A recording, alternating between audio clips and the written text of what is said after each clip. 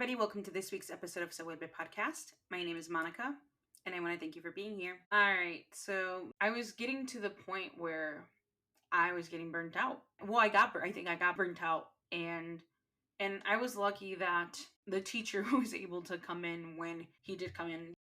At that point, and I don't think I said this, but there was like a couple other things that happened that like kind of delayed him. Probably go more into details in a future episode. But I'm so happy that he was able to like come in.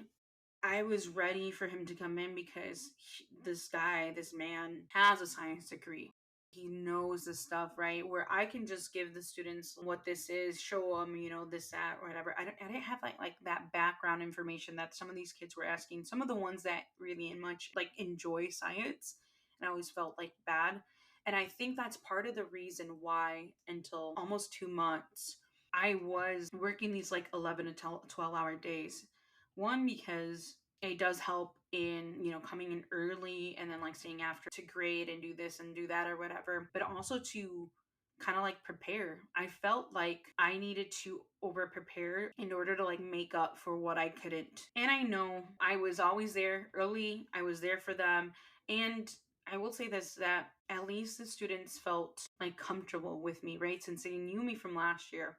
Even though I can be like tough love, and I am very much tough love, and it kills me. It does, because I don't like to be mean. Like I really don't want to be tough, right? But some of the students need that like tough discipline, and I know that ultimately at some point they appreciate it. I told them, because they had been asking me the whole time, when is the teacher coming in? Oh, and then what's going to happen with you? Like, and some of them, they wanted me to leave, but then some of them did not want me to leave. So when he came in, I hope I don't cry. When he came in and they saw him, and then they were like, I told them I was like going to be there with him for a couple days. I ended up being with him for like about a week. I talked to him on the first day, like very much I led that. And then come Tuesday, when we were doing an experiment, he started to take a little bit, and I still, led a majority. And I think come like Wednesday, Thursday, Friday, I let him completely like take over, but I was there to assist with any of like the misbehaviors and stuff like that. Towards the end of the week, well, actually on Thursday. So originally I was supposed to go into work on Thursday, and then Friday would be off because that was a weekend of my friend's wedding. But some things happened, so I ended up going in to work on Friday.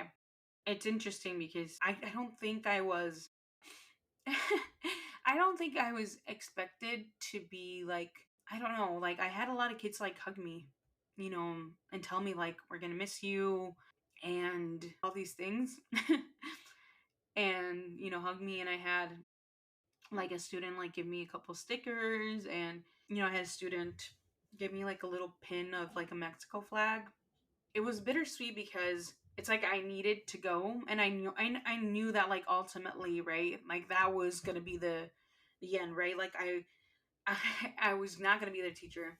It's hard not to care, right? It's hard not to care for them. And like I said, it was bittersweet because I was more than ready to be like done, because I was like burnt out, but it was a a little bittersweet moment. And I'll kind of give like an update, because I went in, I worked 3 days, and I was actually on the 7th grade team for like 3 different teachers. And they were able to see me, and some of them came up to me and they gave me hugs again, asking me to please come back. What was funny is that was like majority was boys. Like the majority was the boys, and I don't think I was expecting that. But they came and they would complain to me about different things, like, please come back. When are you gonna come back? I remember I was going to the bathroom. One of the boys from my like 5th period class was, I think, going to his snacks class or something, or he was grabbing something from his locker, and he comes up to me and he was just like, when are you going to come back? And I was like, I told you, like, I'm not going to come back. I told you guys from the beginning, you guys were going to have this teacher.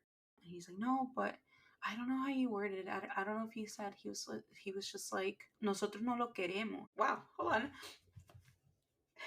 But it like makes me emotional, because it's like, let me translate it first, right? He's like, but we don't want him, or we don't like him, or something like that. And the thing is, it's like, this student, he's very smart. I think he is one of the students that I think he just needs like positive reinforcement. I always try to like, talk to him positively, or if he did something like wrong, I would tell him like you're too smart to be doing these things. It's just interesting that like when I went on that Friday, I went in and I was kind of saying bye to them and stuff. Now because I was only supposed to do like a half day, I ended up staying like most of the day. He came up and like hugged me, and I was like, that's just really like random, and I don't know if he was doing it just to be funny or if he like really meant it. I don't know, and I think it's because as much as I am very much like tough love, I also gave him a lot of chances.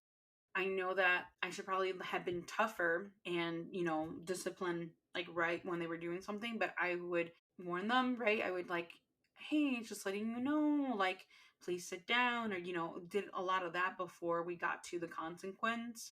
And I would always explain to them, I said, listen, I have already talked to you more than XYZ time, because they would complain. At this point, I have to. Like, you're pushing buttons to push buttons.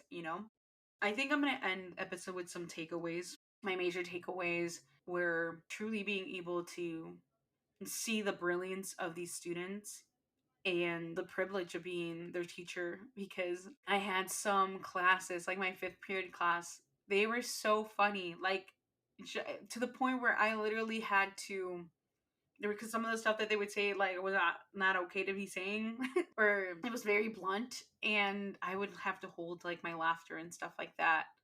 There was one time before, for an incentive for that homeroom class, take them out to the park, and they're in seventh grade, but like they got to run around and play on this little park that's like next to us, and they were on the slides and this and that, and it almost made me sad because they're children, right? Even though they're almost closer to being adults, like because they're closer to being 18 and stuff. I'm like, but they're still children. I have feelings towards like the structure of the school system, but that's another story for like another day.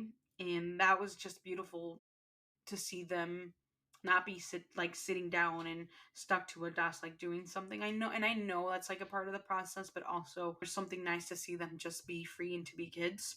Another thing, I did a project for Hispanic Heritage Month. I knew that I wanted to do something. At the beginning, I remember I was like, I want to do something with like these people leaving their mark, these people leaving like their thumbprint. So I ended up doing this project. It was so simple, like outline their hand, obviously cut it out, and then like decorate it. I know for a fact, like our students did a really great job, and the sixth grade as well, like incredible. Like they had some artists there, like they did so good. The eighth grade team ended up turning a couple hands. I call the project Que Quienes Somos, and those that know me know that one of my favorite bands, CNCO, would always end kind of like their music with Que Quienes Somos, CNCO. That kind of like became like my motto or the quote or mission of my project, and I loved it. Like I would stay long after school, and I would work on it, and it ended up looking incredible.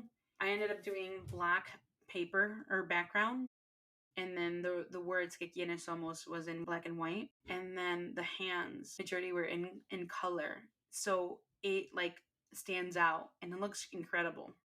I would love when like I would see from my room, because I had a bulletin board outside of my classroom. That's the one I had decorated.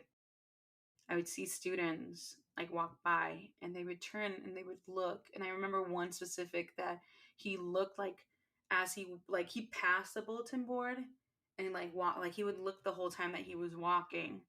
A lot of the kids love to do that kind of stuff. Like they're proud of like their heritage and their community. So it was beautiful to be able to do that. Our students, the bilingual students, were immigrants. A lot of them, they came in maybe like 1, 2, 3 years ago.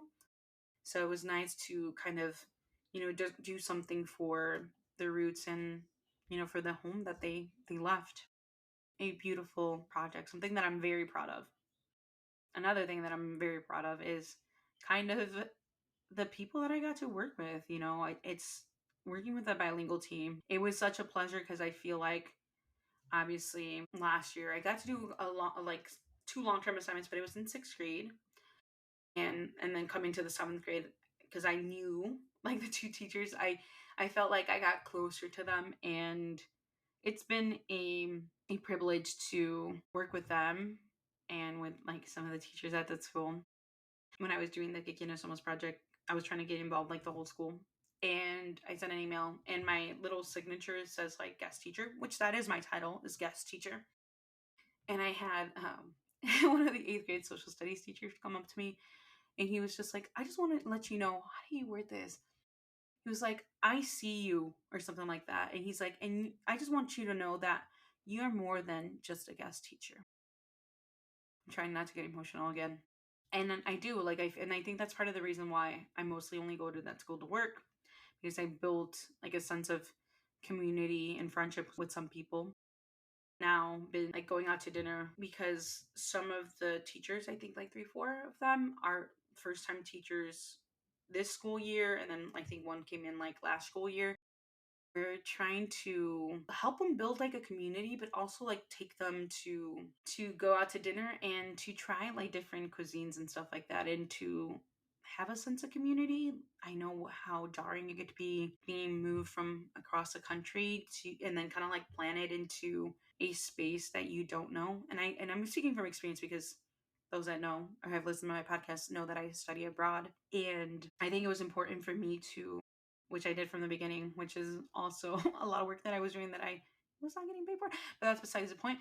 That I was trying to help them out as best as possible, because I knew that if I was stressed, I knew that they were going to be stressed, and that, there was going to be a lot they weren't going to know. So I was trying to help them out. Even though like it was difficult, I always have to find some sort of gratitude in those moments. And I'm appreciative of obviously being able to help my community, the students at the school. I had consistency and somebody that cared, and I did care. So we're going to end it there. As always, I just want to say thank you to anyone who tunes in to listen. I would appreciate it if you could leave a review, and would be grateful if you could let me know what information resonated with you. Please follow and share on social media. The pages are at Se Vuelve Podcast, or my personals at Se Vuelve Monica. Once again, thank you so much for listening. Nos vemos pronto. Talk to you soon. Bye, everybody.